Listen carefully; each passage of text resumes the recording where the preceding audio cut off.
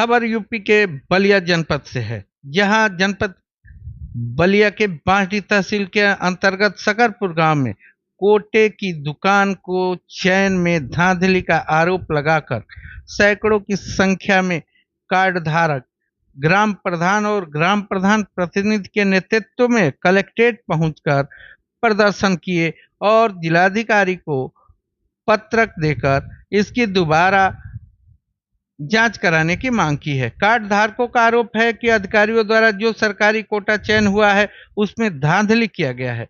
मांग है कि पुनः बैठक कर नए कर्मचारियों के सहयोग से निष्पक्ष चुनाव कराकर कोटे की दुकान बहाल किया जाए।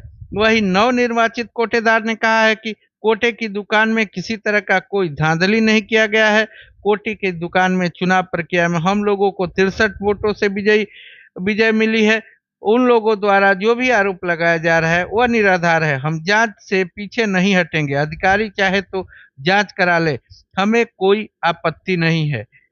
नव निर्वाचित कोटेदार ने कहा कि अधिकारियों ने इस पूरे चयन प्रक्रिया की वीडियो फोटोग्राफी भी कराई है और चयन के समय तो विरोधी ने कोई आपत्ति नहीं दर्ज की।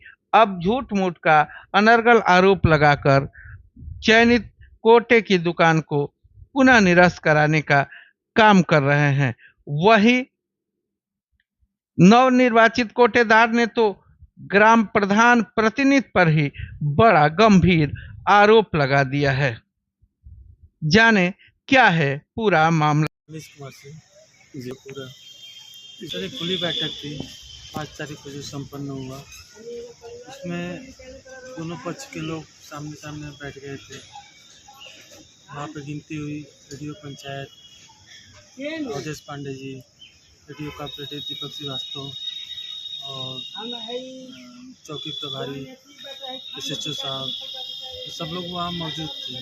और भी ब्लॉक से तो रमेश यादव जी थे, ग्राम पंचायत अधिकारी, और एक कोई अधिकारी मिश्रा जी थे।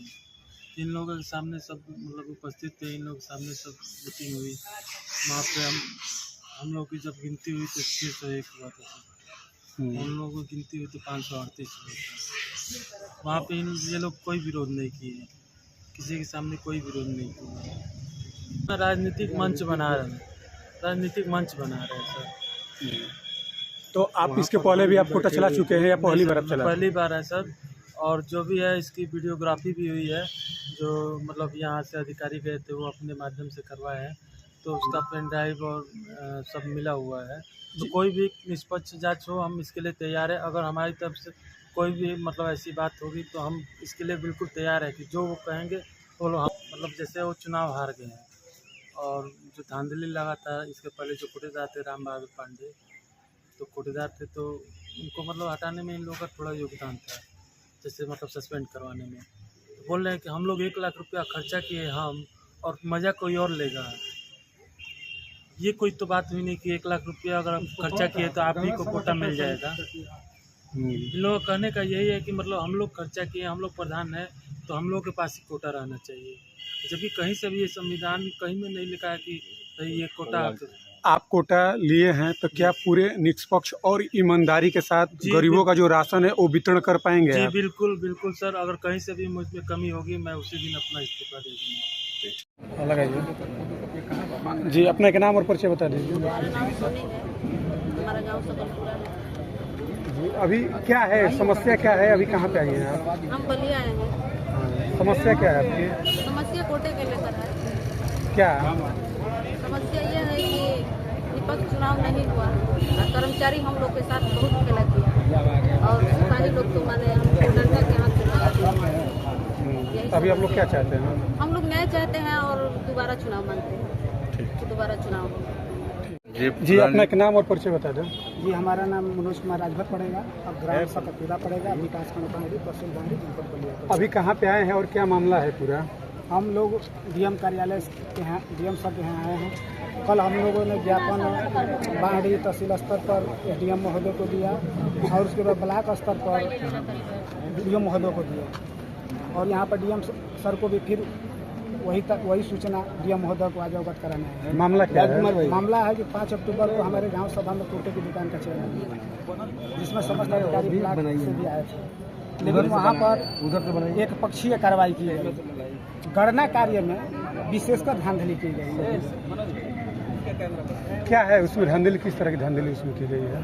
धांधली का मतलब ये है सर जी कि जो काउंटिंग प्रोसेस है, काउंटिंग प्रोसेस जैसे इसमें नियम होता है कि काउंटिंग जब किया जाए तो प्रत्येक जनता को सुनाई दे, और जो काउंटिंग की गई है गुपचुप तरीके से की गई है। गुपचुप तरीके से ये किसी को मालूम नहीं हुआ कि काउंटिंग कितना हो रहा है। तो जो जिसका कोटा का भी चयन किया गया है, क्या उसके पहले भी उनके पास कोटा था क्या? जी नहीं। तो फिर क्या उनसे क्या भी दिक्कत क्या हो रही है जिनको नाम से भी चयनित हुआ है? सर उनसे दिक्कत कुछ नहीं है, दिक्कत कर्मचारियों द्वारा की गई है कि जो भी होना चाहिए निष्पक्ष चुनाव हो, किसी के पक्ष में चुनाव हो वो मामला नहीं लगता, किसी पर निष्पक्ष चुनाव हो कोई समस्या नहीं। इसके पहले किसके पास कोटा था? इसके पास हमारे यहाँ राम बहादुर पांडे के पास कोटा था, उन्होंने राशन को घोटालाबाजी किया, इसके चलते हुए कोटे को बर्खास्त कर दिया गया और नया चयन हुआ। अभी जो आप लोगों की मांगे हैं, आप लोग डीएम से मिले भी हैं, क्या आश्वासन मिला है? आश्वासन तो सर मिला है कि उसके प्रक्रिया को देख इसका समाधान किया जाएगा आप लोगों को, अब पुनः जैसा हो तो पुनः चुनाव कराने के लिए अनुमति जाएगी नई सदस्य टीम के लिए। अगर कुछ ऐसा पहल नहीं होता है तो फिर आगे आप लोग निर्णय अगर क्या होगा? ऐसा प्रक्रिया नहीं होता है तो ग्रामीण जनता आमरण अनशन के भी तैयार होगी। ठीक।